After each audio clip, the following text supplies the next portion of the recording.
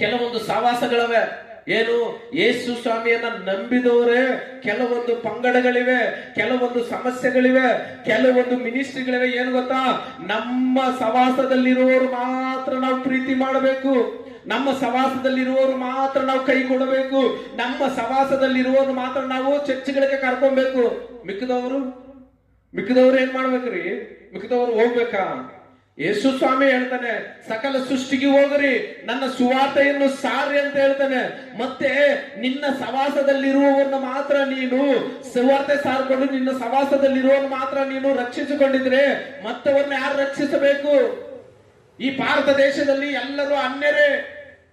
ಅದೇ ರೀತಿಯಾಗಿ ತೋಮ ಆಲೋಚನೆ ಮಾಡಿದ್ರೆ, ಅಯ್ಯೋ ಅನ್ಯ ಜನರ ಮಧ್ಯದಲ್ಲಿ ನಾನು ಹೋಗ್ಬಾರ್ದು ಅಂತ ತೋಮಗನ ಆಲೋಚನೆ ಮಾಡಿದ್ರೆ ಈ ದಿನ ಭಾರತ ದೇಶಕ್ಕೆ ಸುವಾರ್ತೆ ಬರ್ತಾ ಇತ್ತಾ? ರಕ್ಷಣೆ ಸಿಗ್ತಾ ಇತ್ತಾ? ಅನೇಕ ಕಾರ್ಯಗಳಿಂದ ಯಾರನ್ನಾದ್ರೂ ಪ್ರಸಂಗಕ್ಕೆ ಕರೆದ್ರೆ, ಇಲ್ಲಾಂದ್ರೆ ಯಾರನ್ನಾದ್ರೂ ನಮ್ಮ ಮನೆಗೆ ಬರ್ರಿ ಬ್ರದರ್ ಪ್ರಾರ್ಥನೆ ಮಾಡಿ ಹೋಗಂದ್ರೆ, ನೀವು ಯಾವ ಸಹವಾಸದಲ್ಲಿದ್ದೀರಿ? ಬೆಂದಗೋಸ್ತಾ, ಇಲ್ಲ ಎಪ್ರೋನಾ, ಇಲ್ಲಾಂದ್ರೆ ಮೆಥೋಡಿಸ್ಟಾ, ಇಲ್ಲ ಸೆವೆಂತ್ ಡೇನಾ, ಇಲ್ಲಾಂದ್ರೆ ಇಂಡಿಪೆಂಡೆಂಟ್? ಯಾವ ಸಹವಾಸದಲ್ಲಿದ್ದೀರಿ? ಯಾವ ಸಹವಾಸ ಇದ್ರೆ ನಿನಗೇನೋ ಮಾರಾಯ? ಯಾವ ಸಹವಾಸ ಇದ್ರೆ ನಿನಗೇನು? ಅವನು ದೇವರ ಮಗನ, ಅವನು ದೇವರನ್ನ ಸ್ವಂತ ರಕ್ಷಕನಾಗಿ ಅಂಗೀಕರಿಸಿದಾನ, ಯೇಸು ಕ್ರಿಸ್ತನ ರಕ್ತದಿಂದ ತೊಳೆಯಲ್ಪಟ್ಟಿದಾನ.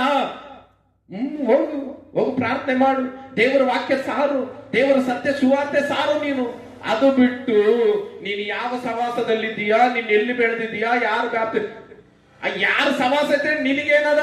ಅವನು ಯೇಸು ಕ್ರಿಸ್ತನನ್ನ ಸ್ವಂತ ರಕ್ಷಕನಾಗಿ ಅಂಗೀಕರಿಸಿದಾನ. ಕೆಲವೊಬ್ರು ಹೇಳ್ತಾರೆ ನಮ್ಮ ಸಹವಾಸದಲ್ಲಿರೋರು ಮಾತ್ರ ನಮ್ಮ ಚರ್ಚ್ಗೆ ಬರಬೇಕು. ಏನು? ಯೇಸು ಕ್ರಿಸ್ತನ ಕೆಲವೊಂದು ಪಂಗಡಗಳಾಗವ್ರಿ, ನಮ್ಮಲ್ಲೇ ನಮಗೆ